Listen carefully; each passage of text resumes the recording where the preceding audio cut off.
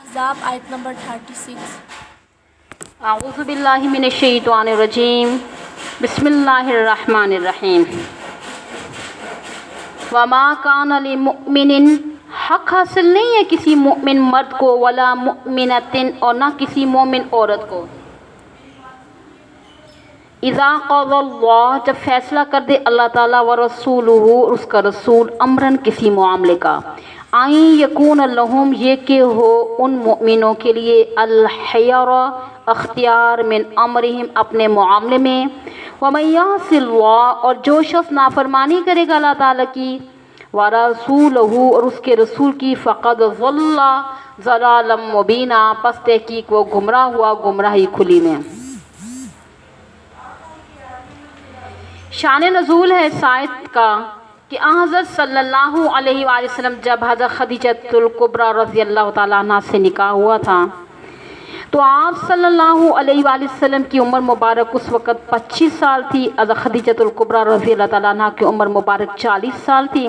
اس سے قبل کہ وہ 2 خاوندوں سے بیوہ ہو چکی تھیں اور ان سے اولاد بھی تھی، نکاح مقدر تھا آپ صلی اللہ علیہ وسلم کے ساتھ تو ہو گیا۔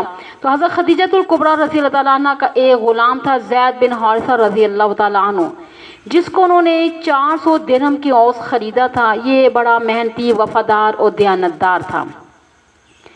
تو آپ صلی اللہ علیہ وآلہ وسلم کے ساتھ نکاح کے بعد یہ غلام انہوں نے حضرت صلی اللہ علیہ وآلہ وسلم کو ہبہ کر دیا۔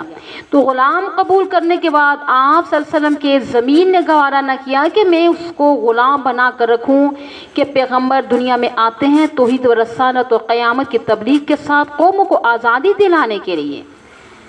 بہرحال موسیٰ علیہ السلام نے فرعون کے سامنے توحید و رسالت اور قیامت کا مسئلہ بیان کرنے کے ساتھ یہ بھی فرمایا نا کہ ان ارسل معنا بنی اسرائیل شعراء، یہ کہ بھیج دے ہمارے ساتھ بنی اسرائیل کو، یعنی ان کو تو نے غلام بنا رکھا ہے، آزاد کر دیں۔ تو آپ صلی اللہ علیہ وآلہ وسلم نے حضرت زید رضی اللہ تعالیٰ کو آزاد کر دیا۔ آزادی کے بعد وہ پریشان ہو گئے کہ اب میں اکیلا کہاں جاؤں۔ کہنے لگے حضرت آپ نے مجھے آزاد کر دیا لیکن میں آپ کے پاس بطور خادم کے رہ سکتا ہوں۔ تو آپ صلی اللہ علیہ وآلہ وسلم نے فرمایا کہ کوئی حرج نہیں ہے، ان کو اپنا متنبع یعنی منہ بولا بیٹا بنا لیا، یہاں تک کہ محلے دار ان کو زید بن محمد صلی اللہ علیہ وآلہ وسلم کہہ کے پکارنے لگے۔ تو آپ صلی اللہ علیہ وسلم کے دل میں خیال پیدا ہوا کہ میں نے اس کو متنبع بنا لیا ہے تو اس کی شادی کا بھی انتظام کروں۔ تو آپ صلی اللہ علیہ وآلہ وسلم کی پھوپھی ذات بہن تھی زینب بن جحش رضی اللہ تعالیٰ عنہ، ان کے بھائی تھے حضرت عبداللہ بن جحش رضی اللہ تعالیٰ، دونوں کو اللہ تعالیٰ نے ایمان کی توفیق عطا فرمائی۔ تو ماں باپ دونوں فوت ہو چکے تھے۔ 3 ہجری میں غزوہ احد میں 11 شوال کو حق کی خاطر شہید ہوئے۔ احد کے مقام پر جو 3 قبروں کے نشان نظر آتے ہیں ان میں سے ایک حضرت حمزہ رضی اللہ تعالیٰ کیا اور ایک حضرت عبداللہ بن جحش رضی اللہ تعالیٰ عنہ کیا، ایک مصعب بن عمیر رضی اللہ تعالیٰ کیا۔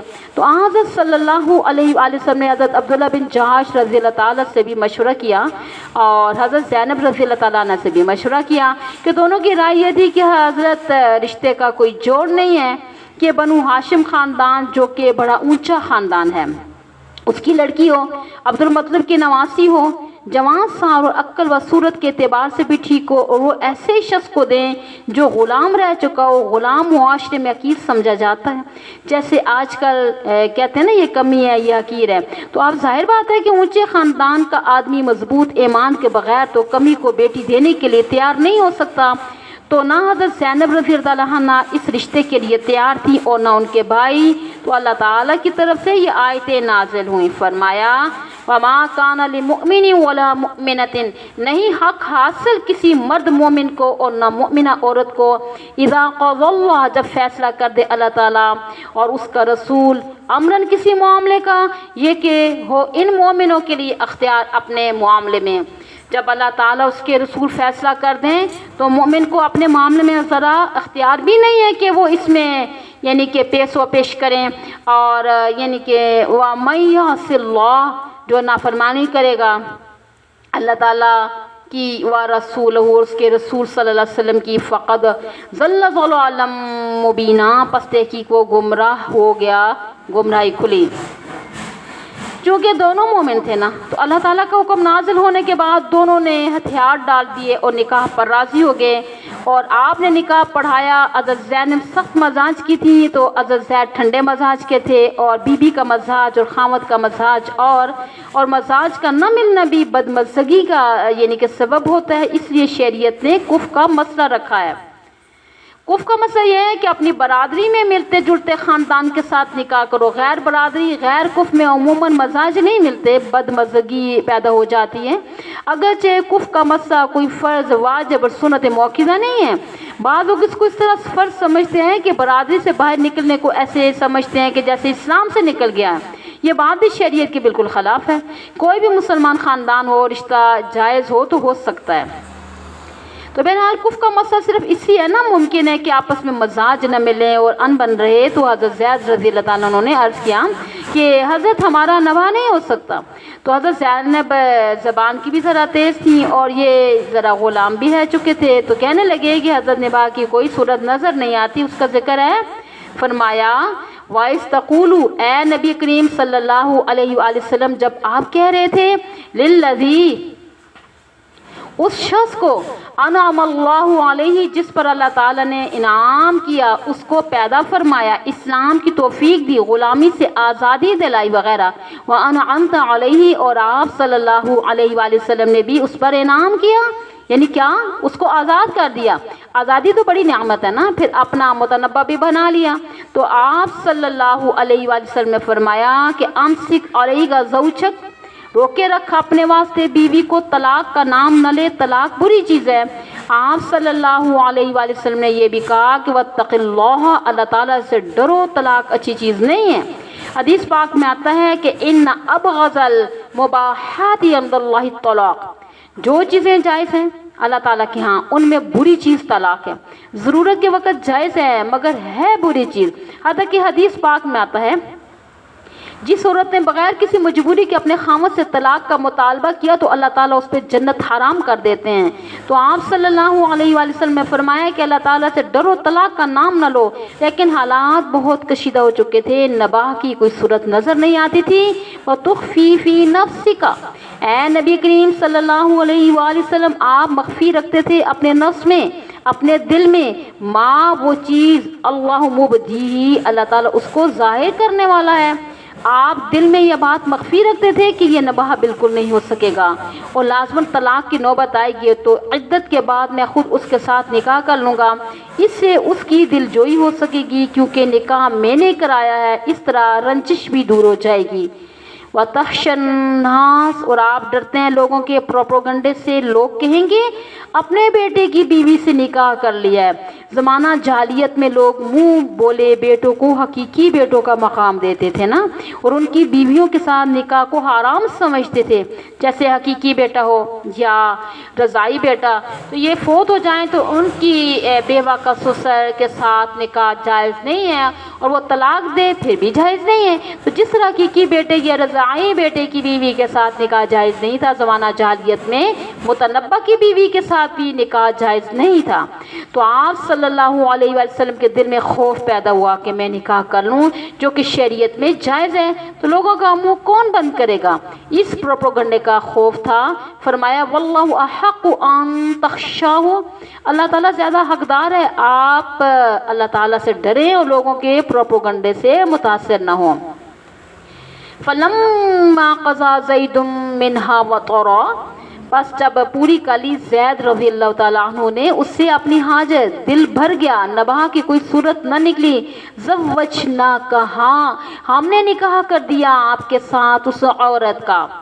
ٹھیک ہے، اس پہ آپ تحریر کریں کہ حضرت زید رضی اللہ تعالیٰ عنہ کی جو فضیلت ہے اس کا بتا رہی ہوں۔ حضرت زید رضی اللہ تعالیٰ عنہ کو یہ فخر حاصل ہے، تمام صحابہ اکرام رضی اللہ تعالیٰ عنہ میں سے قرآن کریم میں صرف حضرت زید بن حارثہ رضی اللہ تعالیٰ عنہ کا نام آیا، کسی صحابی کا نام قرآن کریم میں نہیں آیا۔ فرمایا جس وقت زید نے حاجت پوری کر لی، دل بھر گیا، نباہ کی کوئی صورت نہ رہی تو طلاق ہو گئی، عدت گزر گئی۔ تو مسلم شریف میں روایت ہے کہ اللہ تعالیٰ نے عرش پہ آپ صلی اللہ علیہ وآلہ وسلم کا نکاح حضرت زینب رضی اللہ تعالیٰ عنہ کے ساتھ پڑھا دیا۔ جس طرح نکاح کی مجلس ہوتی ہے اور گواہ ہوتے ہیں، اس کی ضرورت نہیں سمجھی، عرش پہ خود ہی نکاح پڑھا دیا ہے، عورتیں جب آپس میں اپنے فخر بیان کرتی تھی نا کہ مجھے یہ فخر حاصل ہے، مجھے یہ فخر حاصل ہے، تو یہ خاموش بیٹھی رہتی تھی.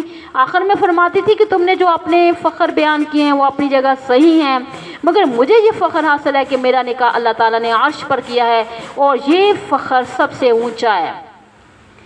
فرمایا کہ ہم نے اس لیے کیا لِكَيْ لَا يَكُونَ عَلَى الْمُؤْمِنِينَ حَرَجٌ، تاکہ نہ ہو ایمان والوں پر کوئی تنگی فی ازواج ادعیائہم، ان کے منہ بولے بیٹوں کی بیویوں کے بارے میں. ادعیاء دعشن کی جمع ہے نا، منہ بولا بیٹا لے پالے. اذا قضوا منہن وطرا، جب کہ وہ ان سے اپنی حاجت پوری کر لیں، نباہ کی صورت نہ ہو تو طلاق دے دیں. تو اللہ تعالیٰ نے عملی طور پر تمہارے ذریعے اس مسئلے کو واضح کر دیا کہ متنبہ کی بیوی کے ساتھ طلاق کے بعد نکاح جائز ہے. وَكَانَ أَمْرُ اللَّهِ مَفْعُولًا، اور ہے اللہ تعالیٰ کو حکم طے شدہ، جو اللہ تعالیٰ کا فیصلہ ہوتا ہے وہ ہو کر رہتا ہے. مَا كَانَ عَلَى النَّبِيِّ مِنْ حَرَجٍ، نہیں اللہ تعالیٰ کے نبی صلی اللہ علیہ وآلہ وسلم پر کوئی حرج. لوگوں کی باتوں سے نہ ڈریں اور نبی پر کوئی تنگی نہیں ہے. فیما فرض اللہ لہ، اس چیز کے بارے میں کہ جو اللہ تعالیٰ نے ان کے لیے مقرر فرمائی ہے. لوگوں کی باتوں کی پرواہ نہ کریں. سنت اللہ فی الذین خلو من قبل، اللہ تعالیٰ کا طریقہ ہے ان لوگوں کے بارے میں جو اس سے پہلے گزر چکے ہیں. وکان امر اللہ، اور ہے اللہ تعالیٰ کا معاملہ قدرن، ایک اندازے سے مقدورات طے شدہ. اللہ تعالیٰ نے جو بات طے کی ہے وہ ہو کر رہے گی. وہ پہلے کون لوگ گزرے ہیں؟ الذین یبلغون رسالۃ اللہ، وہ لوگ ہیں جو پہنچاتے ہیں اللہ تعالیٰ کے پیغامات اس کی مخلوق تک.